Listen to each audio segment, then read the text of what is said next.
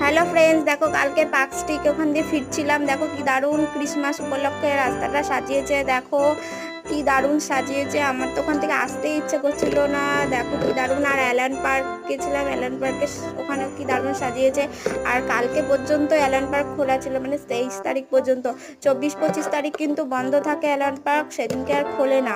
আর এই কদিনের মধ্যে মানে 23 তারিখ মধ্যে গেলেই তোমরা দেখতে পারবে। আর দেখো কি দারুণ দারুণ সব কিছু বিক্রি হচ্ছিলো। দেখো এখানে ছোট ছোট মাফিন কেক, তারপরে হচ্ছে আর কত রকমের টফি বাচ্চাদের জন্য, ও কত দারুণ দারুণ জিনিস বিক্রি হচ্ছিলো, তোমরা চোখে না দেখলে বিশ্বাস করতে পারবা না।